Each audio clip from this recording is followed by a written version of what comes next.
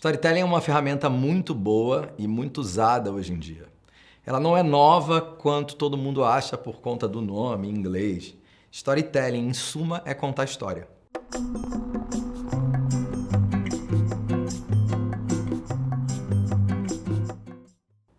Contar história por quê? Porque as histórias aproximam, porque as histórias criam um vínculo, porque as histórias humanizam e a gente se apaixona por boas histórias.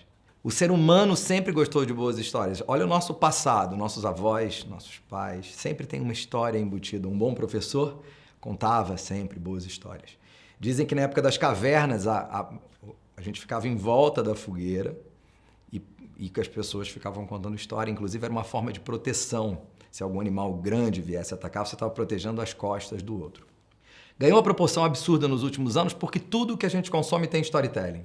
Então o videogame do teu filho tem storytelling, a série que você mais gosta, o livro que você leu, tudo passa por uma estrutura. Storytelling é colocar a história nessa estrutura. As empresas entenderam isso e as empresas estão usando o tempo todo. Só que para que isso aconteça, tem que ter ética. O storytelling ganhou uma proporção tão absurda nos últimos anos que o TEDx e o TED Talks usa storytelling. Existe um consultor de storytelling só para quem vai apresentar. Então eles acreditam que num bloco de 6 minutos, então 3 blocos de 6 minutos, 3 atos, eu tenho a chance de colocar uma história. O terceiro TED mais assistido é de uma autora chamada Amy Cuddy. Ela fala de corpo, de estrutura de corpo para moldar o cérebro. É bem interessante o vídeo.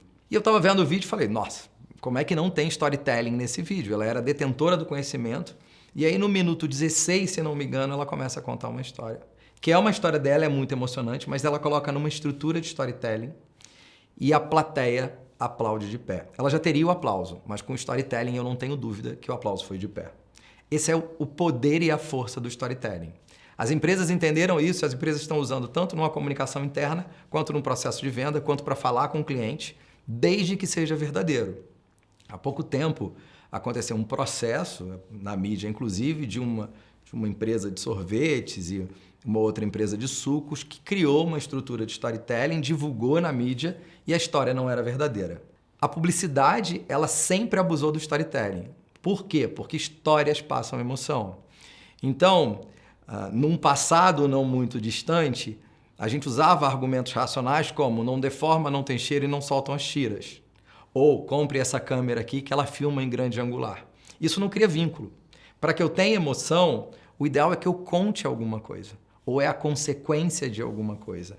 Então, você quer ser protagonista da sua história? Essa câmera é para você. Você quer ser cool? Você quer estar na moda? Esse produto aqui é para você. Eu falo como uma consequência, porque é emoção pura. Uma companhia telefônica, ela coloca assinatura só no final. Então a provocação é, se eu tenho 30 segundos para passar uma informação numa mídia aberta, com muito dinheiro envolvido, eu consigo colocar storytelling, por que a gente não coloca isso no nosso cotidiano? Reuniões são mais interessantes quando tem storytelling. Contato com o teu cliente final ele é muito melhor quando tem storytelling. No processo de venda, o tempo é dinheiro, talvez não seja aplicado. Eu primeiro tenho que criar vínculo, e os vínculos não são tão racionais. Evidente que as redes sociais não iam perder essa ferramenta fantástica que é o storytelling. Então, as pesquisas recentes confirmam que o impacto de um engajamento de uma campanha de content marketing ela é muito maior quando eu tenho história. Então, eu tenho mais fixação no cérebro, é 8 vezes mais rápido, dependendo da rede social que você está usando. Eu consigo construir autoridade. No LinkedIn, por exemplo, você consegue ter mais adesão ao teu perfil se você coloca o seu perfil com uma estrutura de storytelling. E tudo isso é mensurável. Isso é que é interessante. Usar isso é fundamental para você. Tanto para engajamento, quanto autoridade, quanto para trazer o cliente para a sua realidade. Agora, quais são os elementos de uma estrutura de storytelling? Os elementos, a gente tem vários autores que mostram elementos interessantes. Vários, e você tem que ver o seu canal para saber qual autor você deve seguir. O Joseph Campbell, que é um autor americano que usa essa estrutura em filmes, ele fala de alguns caminhos. A escolha, o objetivo do personagem principal, o mentor, o novo mundo, a crise e o desafio final. Então, se você tem uma estrutura de história e coloca aí, você tem mais chance de ter sucesso. Um doutor fez uma pesquisa há pouco tempo e confirmou que os filmes dos últimos 30 anos são 7 histórias que se repetem. Então as histórias estão aí, elas se repetem, mas elas continuam eficazes. Óbvio que o tempo impacta, o canal impacta, mas o sucesso de uma grande história passa por simplicidade.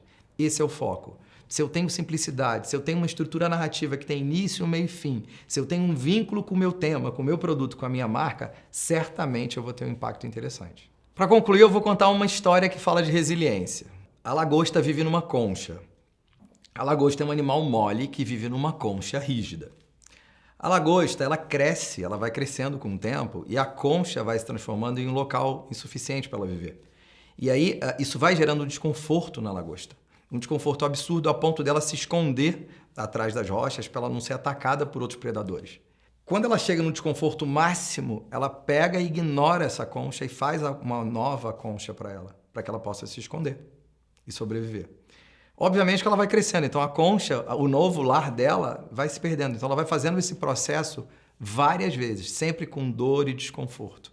Se a lagosta tivesse médicos, talvez ela não passasse por esse desconforto, porque o médico daria para ela um Rivotril ou algum remedinho para ela não sentir desconforto. E aí a metáfora aqui é, em situações de estresse, em situações de desconforto, talvez seja uma grande possibilidade que a gente tenha de pegar a diversidade e transformar num processo de crescimento. Essa metáfora é uma metáfora que eu coloquei dentro de uma história, que ela é simplista, que talvez uma criança de 8 anos entendesse, mas é exatamente para ilustrar o que eu quero dizer para vocês, que pode funcionar em qualquer contexto dentro de uma estrutura de storytelling. Gostou do vídeo? Deixe seus comentários e se inscreva no canal da Casa do Saber.